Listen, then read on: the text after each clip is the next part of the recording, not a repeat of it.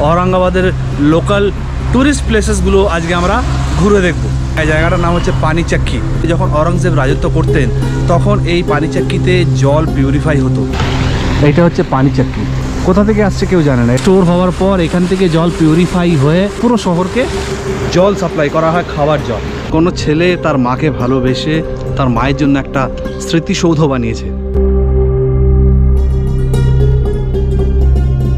बीबी का मकबरा, मिनी ताजमहल লাগছে না যে পুরো তাজমহলের সামনে দাঁড়িয়ে আছে।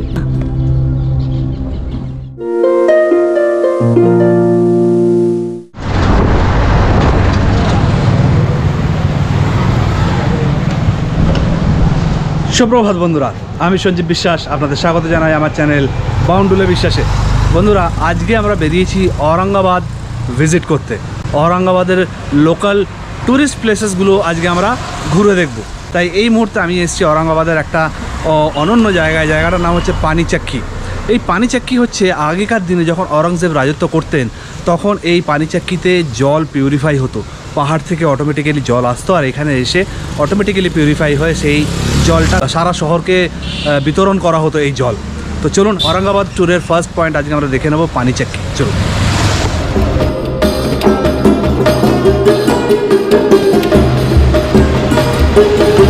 এইটা হচ্ছে পানিচাক্কি। এই যে জল অটোমেটিক্যালি আসছে, কোথা থেকে আসছে কেউ জানে না। এটা পাহাড়ের উপর থেকে আসছে এই জলটা, এসে এইখানে জলটা স্টোর হচ্ছে। স্টোর হওয়ার পর এখান থেকে জল পিউরিফাই হয়ে ওদের ভিতরে মেশিন আছে ওই বিল্ডিংয়ের ভিতরে, সেখান থেকে এখন পুরো শহরকে জল সাপ্লাই করা হয়, খাওয়ার জল। তো এটা হচ্ছে সেই পানিচাক্কি। আর এই কনস্ট্রাকশন কিন্তু আজকের নয়, এই কনস্ট্রাকশন औरंगजेबের আমল থেকে হয়ে আসছে। এই औरंगाबाद শহরের আগে নাম ছিল হচ্ছে খড়কি। প্রথমে ছিল খড়কি, কারণ এটা পাহাড়ের এমন একটা জায়গায় তৈরি হয়েছে, না তো সেখানে ভূমিকম্পের কোনো ভয় আছে, না সেখানে বন্যার কোনো ভয় আছে। সেই কারণে এটাকে পাহাড়ের চূড়ায় তৈরি বলে এটাকে বলা হতো খড়কি। তারপরে औरंगजेब যখন রাজত্ব করতেন, সেই औरंगजेबের রাজত্বের সময় এই শহরের নাম চেঞ্জ হয়ে হয় औरंगाबाद। আর আজকে এই মুহূর্তে শহরের নাম মানে গত 1.5 বছর ধরে অফিসিয়ালি নাম চেঞ্জ হয়েছে संभाजीनगर, যেখানে স্টেশনের থেকে শুরু করে সব জায়গায় অফিসিয়ালি এটাকে औरंगाबाद থেকে संभाजीनगर বলা হয়। ছত্রপতি শিবাজি संभाजीनगर।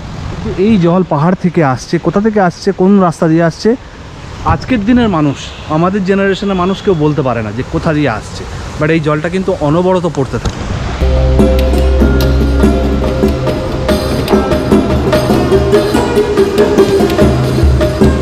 ভাবুন তো কি অপূর্ব ইঞ্জিনিয়ারিং। আজ থেকে 300 বছর আগে কোনো বিদ্যুৎ ছাড়াই পাহাড়ি এলাকা থেকে 6 কিলোমিটার দূর দিয়ে মাটির পাইপের মাধ্যমে জল আনা হতো এই জায়গায়। এখানকার বাসিন্দাদের কাছে শুনলাম এই জল সবসময় ঠান্ডা থাকে। এই জলাধারে প্রচুর মাছ আছে, যা পর্যটকদের খুব প্রিয়। চারিদিকের এই বাগান আর শান্ত পরিবেশ মনকে ভালো করে দেয়।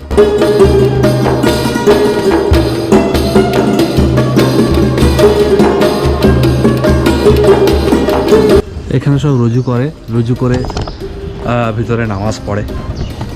মাছ দেখুন এখানে।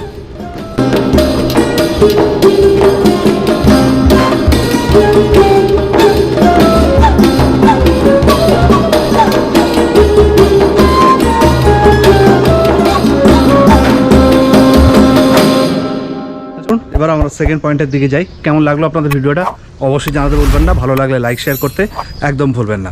আর চ্যানেলে যদি নতুন হন তাহলে অনুরোধ করবো চ্যানেলটাকে সাবস্ক্রাইব করে পাশে থাকবেন। যে বন্ধুরা ফেসবুকে দেখছেন আপনাদের কাছে অনুরোধ, যদি ভিডিওগুলো আপনাদের ভালো লাগে তাহলে অবশ্যই ভিডিওগুলোতে একটা লাইক দিয়ে পেজটাকে ফলো করে নিতে একদম ভুলবেন না।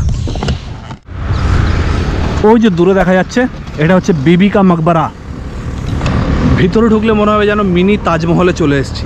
এখন আমি দাঁড়িয়ে আছি औरंगाबादेर আরেকটা ঐতিহাসিক জায়গা, সেটা হচ্ছে बीबी का मकबरा। এই बीबी का मकबरा তৈরি হয়েছিল 1960 সালে। औरंगजेबের ছেলে আজম শাহ এইটা তার মায়ের উদ্দেশ্যে বানিয়েছিল, মানে औरंगजेबের স্ত্রীর উদ্দেশ্যে বানিয়েছিল, তো স্মৃতির উদ্দেশ্যে আর কি। তো এটা একদম औरंगजेब এবং তার ছেলে যখন বানিয়েছিল পুরো মিনি তাজমহলের স্টাইলে বানিয়েছিল। আমরা যাব ভিতরে, গিয়ে দেখব, সঙ্গে থাকুন। এখানে আছে টিকিট কাউন্টার। টিকিট কাউন্টার মানে এখানে কিউআর কোড রাখা আছে, ওই কিউআর কোড দিয়ে অনলাইনে টিকিট কেটে ভিতরে ঢুকতে হবে। চলুন আমরা ভিতরে ঢুকে দেখে নিই। এই যে 20 টাকা করে টিকিট কেটে নিলাম, জানি না দেখা যাচ্ছে কিনা ডিসপ্লেতে। এই টিকিট কেটে এখন ভিতরে ঢুকবো।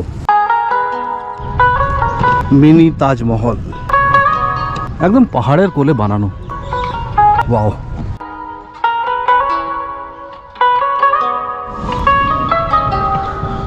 বিবি কা মকবরা, মিনি তাজমহল মনে হচ্ছে কি?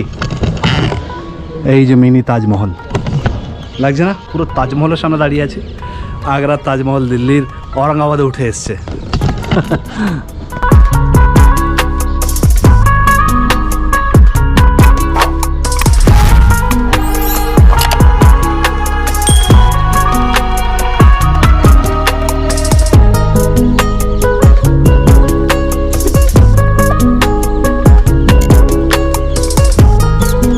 এবার আমরা যাই হেঁটে হেঁটে, সূর্যটা ওইদিকে, হেঁটে হেঁটে যাই, দেখি, আর আপনাদেরকেও দেখাবো। সঙ্গে থাকবেন, ছেড়ে যাবেন না।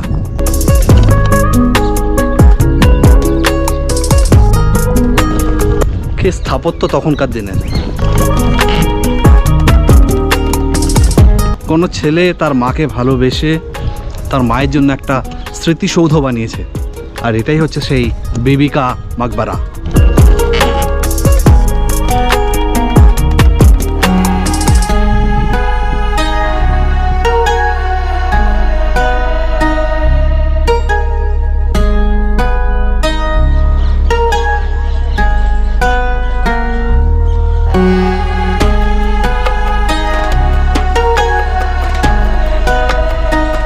এই বিবি কা মকবরা একটা মুঘল আভিজাত্য।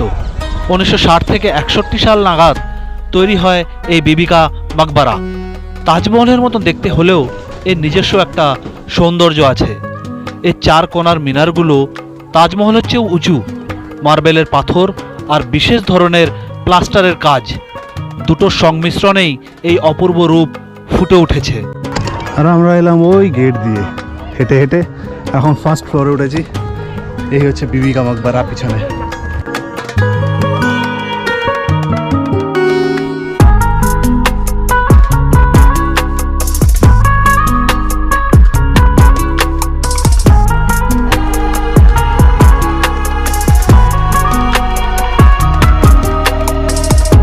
এখানকার মানুষজন একে দক্ষিণাত্যের তাজ বলে ডাকেন।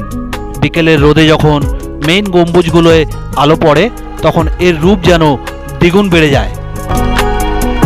মোগল যুগের চারবাগ স্টাইলের বাগানগুলো আজও পর্যটকদের আকর্ষণ করে। সত্যি মুঘলের আমলের স্থাপত্যগুলো একদম অদ্ভুত ছিল।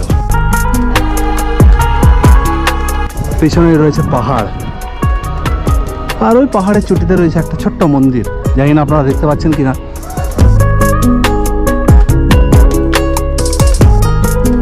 অনেকে বলেন এটি তাজমহলের নকল, কিন্তু কাছ থেকে দেখলে বুঝবেন এর কারুকাজ কতটা নিখুঁত আর আবেগপূর্ণ।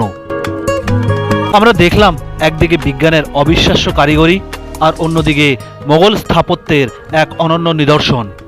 ঔরঙ্গাবাদ এসে এই দুটো জায়গা না দেখলে সফরটা আমার অসম্পূর্ণই থেকে যেত। আশা করি আজকের এই ঐতিহাসিক সফর আপনাদের ভালো লেগেছে। ভিডিওটি ভালো লাগলে লাইক করবেন আর কমেন্ট করে জানাবেন আপনাদের সবচেয়ে ভালো কোনটা লাগলো, পানিচাক্কি না মকবরা। দেখা হবে আগামী ভিডিওতে।